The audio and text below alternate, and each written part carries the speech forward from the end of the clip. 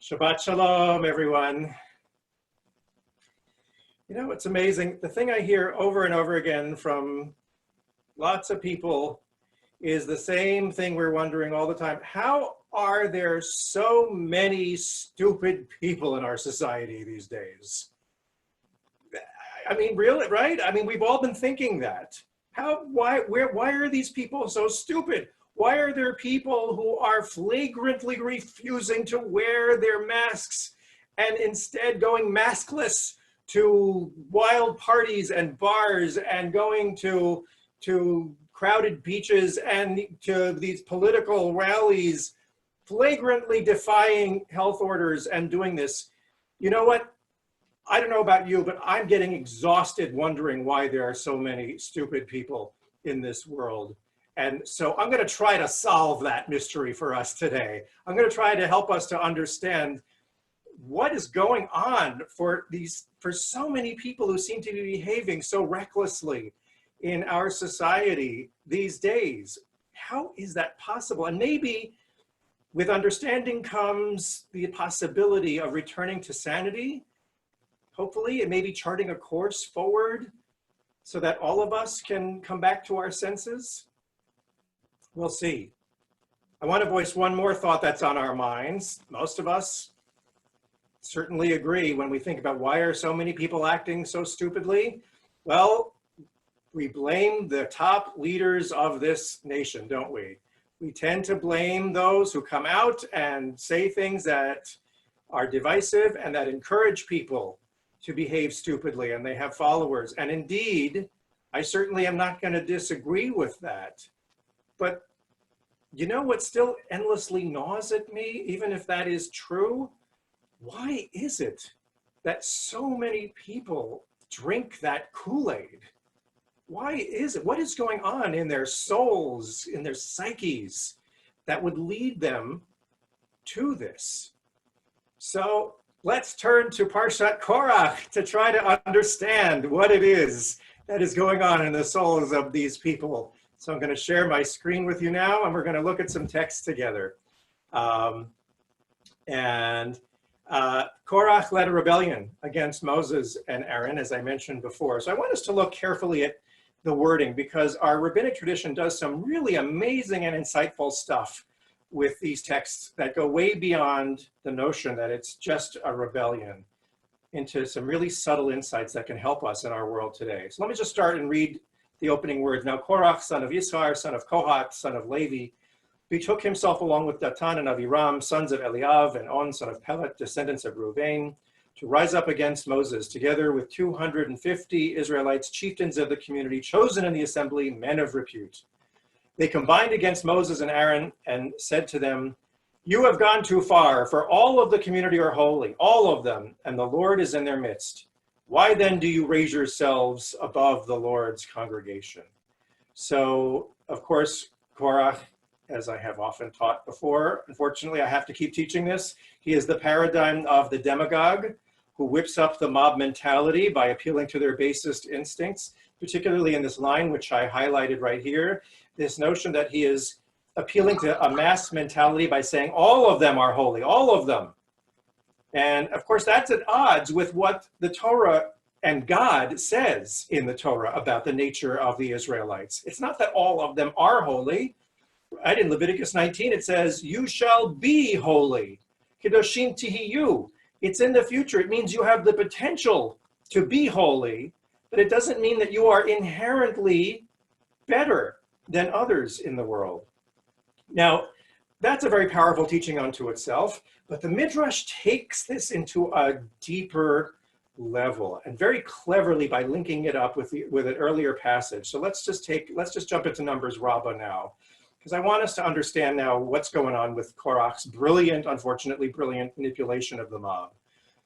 What is written directly before this passage? Instruct them to make for themselves fringes and to attach to the fringe at each corner a thread of blue. Remember that paragraph? I'll just jump to it here, right? Right? That's the third paragraph of the Shema, and it has the line, "Let them attach the cord of blue to the fringe at each corner." That is the paragraph that immediately precedes Korach. So the rabbis are showing a linkage here, which I think is arguably there. So Korach jumped up and asked Moses, if a cloak is entirely blue, what is the law? Should it be exempt from the obligation of fringes? Moses replied, it is still subject to such obligation. Korach retorted, the blueness of a cloak entirely blue cannot free it from the obligation, yet 4 blue threads can do so?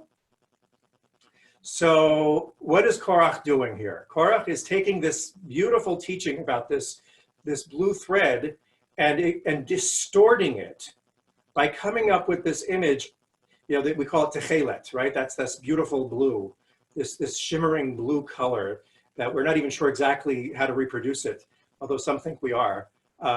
And that shimmering blue is something that he is saying, this image of a talit entirely made of that shimmering blue. And that's a very problematic distortion. And so where does he go with that after this? He takes it even further. He digs in further with this concept when Moses rejects him.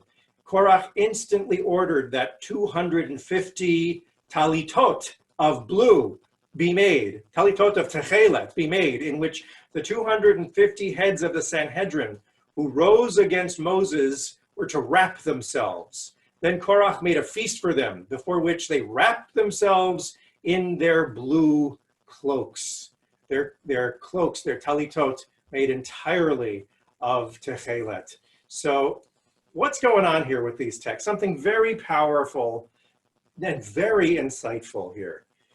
Let's think about this idea of the blue fringe. In fact, I have them on my, can you see it? I use the techelet on my talit. It's a beautiful image and a beautiful metaphor. The tzitzit that we wear, the knots and the windings represent the mitzvot that we do in our lives. And we add to that this single cord of shimmering blue like the heavens.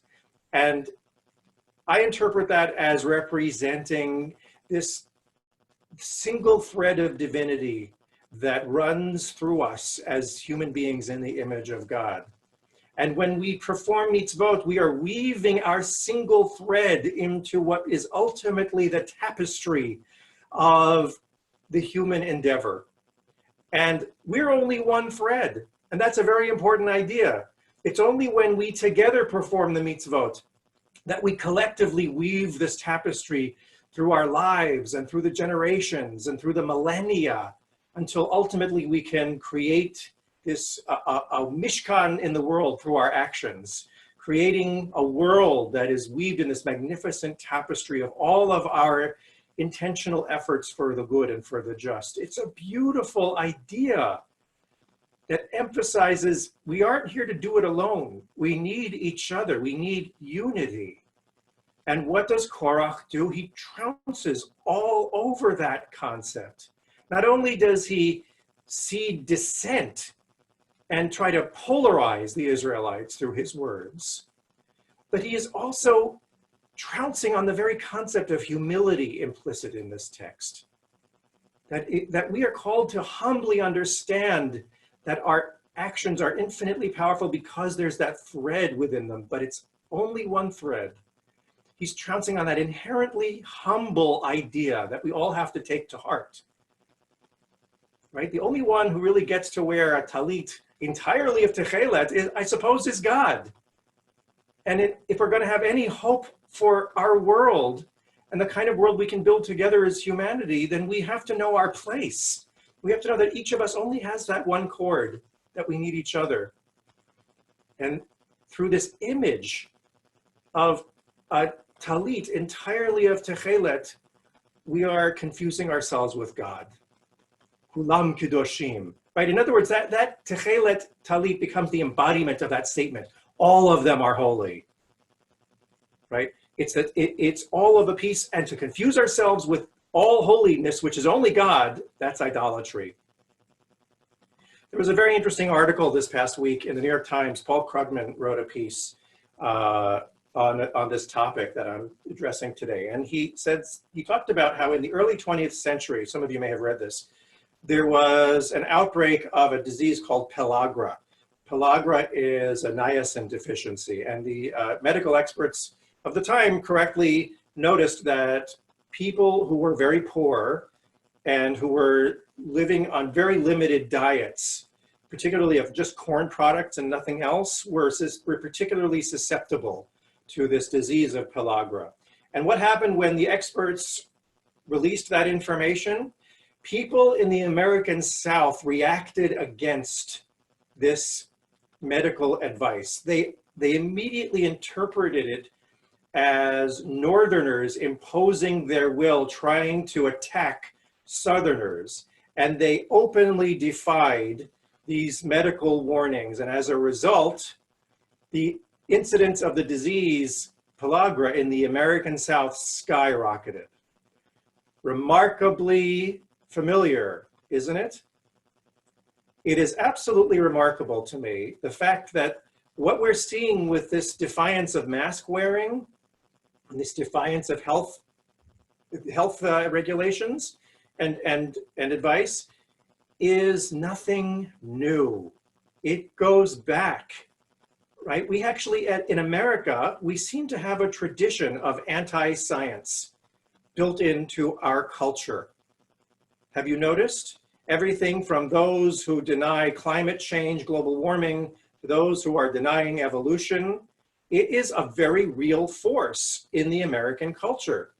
What's with that?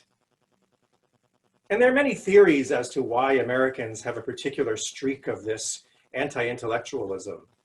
There are those who trace it to that it's baked into the fundamental American character, that so many of the early Europeans who came to this country were escaping the persecution of oppressive authorities. And so there's this inherent mistrust of any authority in our society, and that's a good explanation. There's another explanation that I think is actually even more compelling, given the dynamics of what we're dealing with in our time. And that is that all of this is still the legacy of the American Civil War, which hasn't really ended. I've mentioned that before, but I think that we're seeing it here. While the actual Civil War between the Union and the Confederacy came to the end, we're still seeing the values and the dynamics of that conflict playing out between right and left, between those who are progressive and those who are reactionary, between the science and fundamentalist Christianity.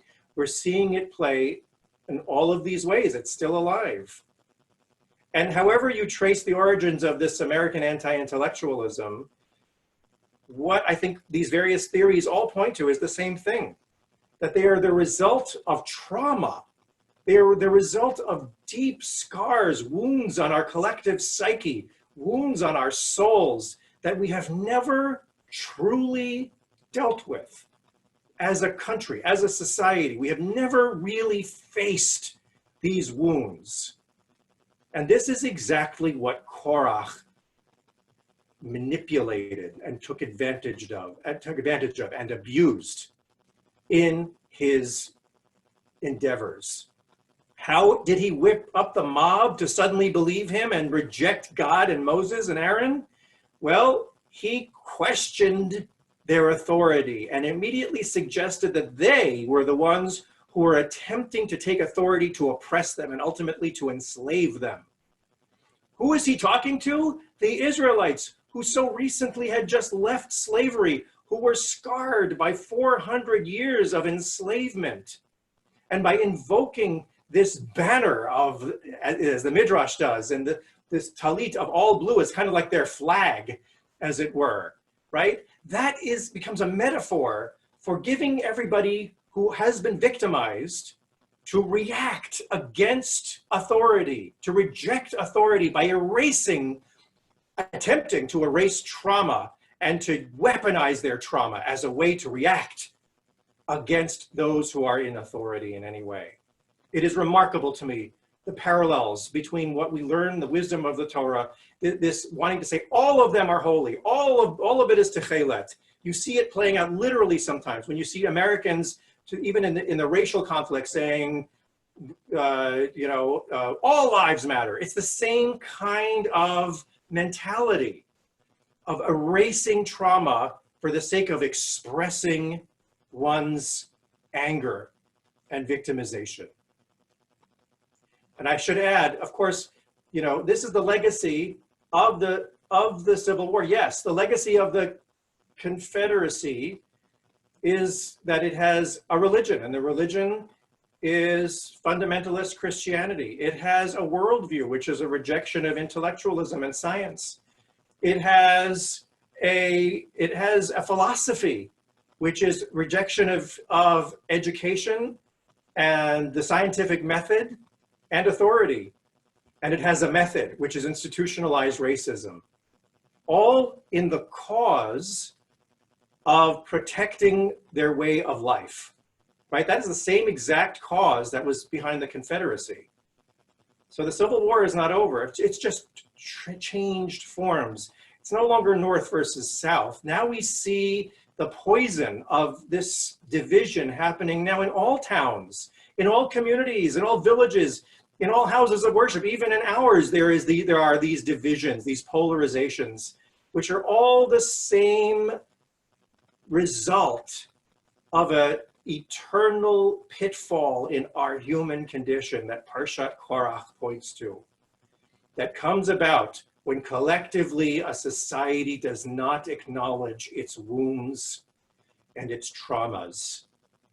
It is the image of Kulam Kedoshim, the talit of all Techelet. It is this attempt when reality and the truth becomes inconvenient to try to erase the truth and to deny it in favor of supporting one's anger, one's reactivity for having been victimized in the past. But when we deny truth, what are we ultimately doing? We are denying the Jewish idea of what God is. In Judaism, to deny the truth is to deny God. In Judaism, therefore, we learn that to deny science, to deny facts, to deny health warnings and health measures. You know what you're looking at when you see that? You are looking literally into the face of idolatry in our time. I hate to put it so harshly in such biblical terms, but it's pretty much the definition of what idolatry is when it manifests in our world. And you see the awful destructiveness of that kind of rejection of what God means. It's the rejection of truth itself. And the results are catastrophic, as we are seeing now in the number of cases of the pandemic rising and deaths rising as well. So what do we do? What do we do in response to this? Most of us want to just fight them. We want to dig in our heels deeper and deeper. But you know what happens when you dig in your heels deeper and deeper? At the end of the day, the earth swallows you up. Maybe instead of digging in our heels, we have to find a way. We have to seek out leadership that can help us collectively as a nation, no matter who we are, no matter what part of the country we're from, no matter what our politics, to pause, to reflect, and to have collectively the courage to face our culpability in bringing about this kind of society. God willing, we're seeing that now with the rise of this movement for racial justice that we're seeing. I see that as a potential for that moment to shift, for us finally to look at the truth, not to deny the truth. Yes, we're seeing this orgiastic rejection of that truth, but maybe that is the final pangs of denial before people can no longer run away. That's what I hope and pray that we're going to come to now. We don't have to suffer the fate of Korach and his followers and have the earth swallow us up. Not yet. We still have a chance. All of us as Americans have been wandering in the proverbial desert for over 150 years now, since the end of the Civil War. It's time for all of us. I'm not talking just as Jews, of course. I'm talking for us as Americans now. I'm talking to our American identity. It's time for all of us to learn the lessons, finally, and to elect leaders and lift up leaders from among us who can help this nation face the truth and who can help this nation heal. Because only in that way will there be any hope for a brighter future for us as a country and as a human race? Shabbat Shalom.